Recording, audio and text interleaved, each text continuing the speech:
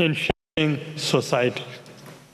From scholarship and commerce to science, governance, diplomacy, and philanthropy, they have contributed immensely to the progress of a civilization here.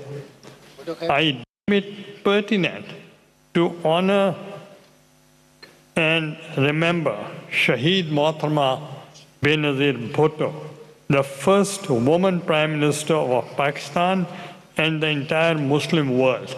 Today, Muslim women are following her proud legacy by continuing to distinguish themselves at national, regional, global levels, proving every day that given the opportunity and sport, they are in every sphere of life.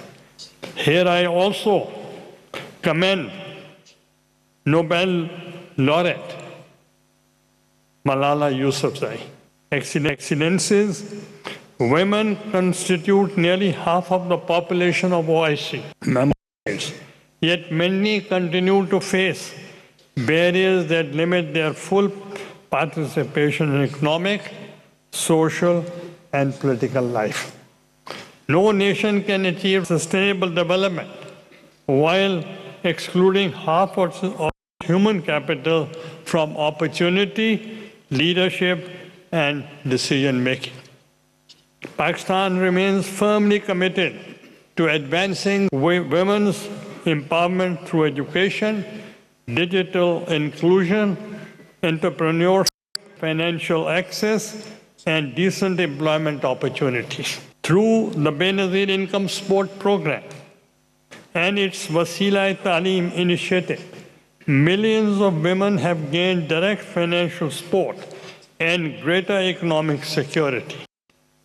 These programs have not only reduced poverty among vulnerable households, but have also significantly increased school enrollment and retention of girls, helping break the cycle of intergenerational poverty. Pakistan has expanded opportunity for women entrepreneurs through dedicated financing facilities under the State Bank of Pakistan, Support for Women Small and Medium Enterprises, and digital skills programs. These initiatives have enabled thousands of women to establish businesses, access financial services, participate in e-commerce, and contribute more actively to the national economy. Increasingly, Pakistani women are emerging as business leaders, innovators, and contributors to economic growth. Economic empowerment must also be accompanied by meaningful participation in decision-making processes.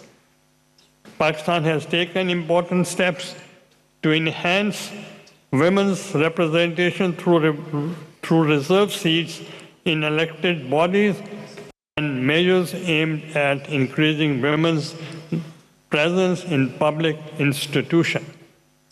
Today, women in Pakistan serve with distinction as parliamentarians, judges, diplomats, entrepreneurs, civil servants, journalists, and leaders across diverse sectors contributing to the national development and governance.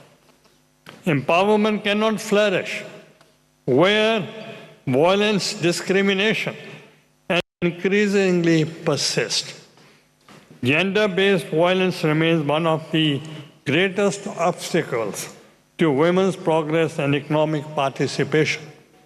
As Chairman Senate, I'm proud to share that we have strengthened our legal and institutional framework through laws against workplace harassment, measures addressing domestic violence and harmful traditional practices, and the establishment of women protection centers, helplines, and gender-responsive support services.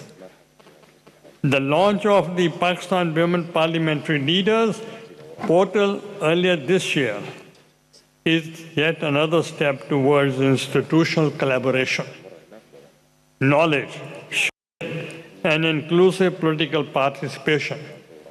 Platforms such as these are not technical tools. They are bridges of solidarity.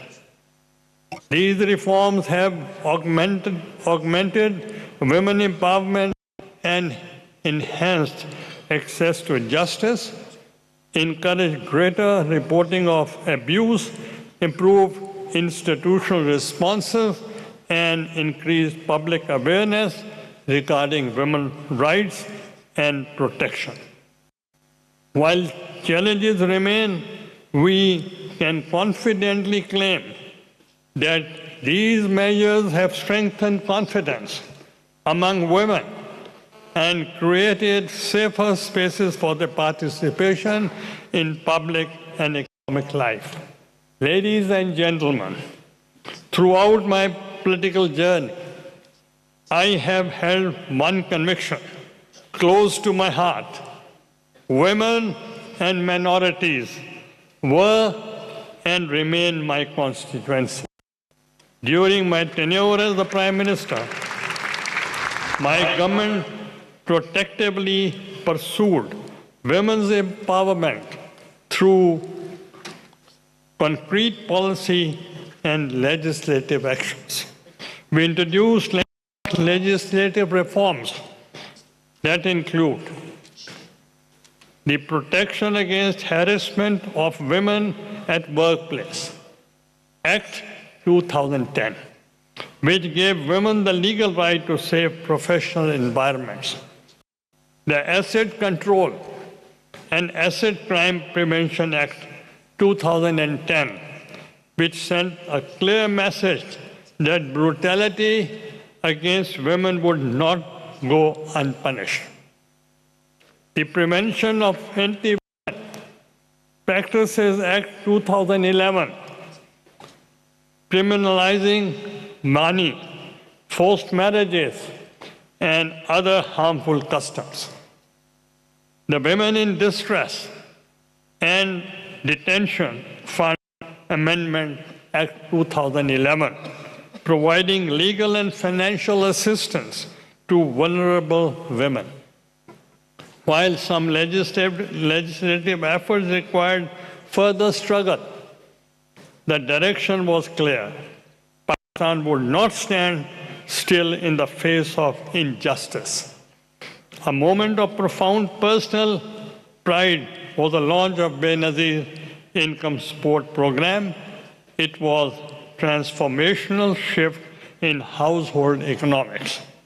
By placing financial resources directly into the hands of women, we made millions of them economic decision makers. We moved the charity to dignity, from dependency to empowerment. My government also declared December 22nd as Working Women Day to acknowledge that Pakistan's economic, social, and democratic vitality rests finally on the shoulders of its women.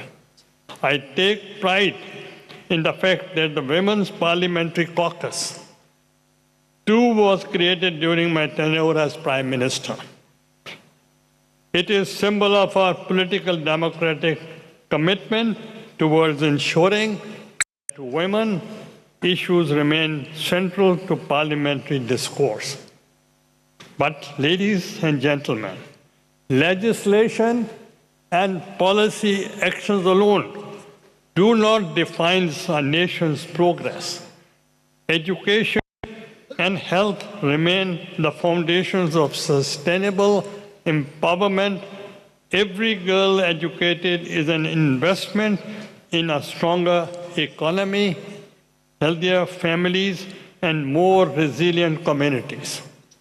Pakistan has expanded access to education through scholarship programs, stipends, and targeted initiatives designed to improve girls' enrollment and retention, particularly in underserved and marginalized areas.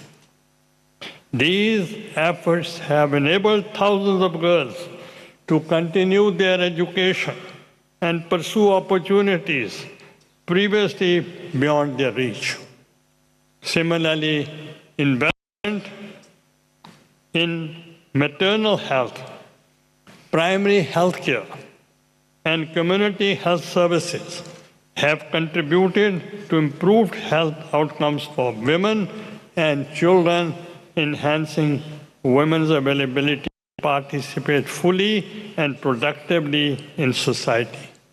Excellencies, ladies and gentlemen, as we discuss women's economic empowerment, we must also recognize disproportionate burden borne by women affected by conflict, occupation, displacement, poverty, climate change, and humanitarian crisis.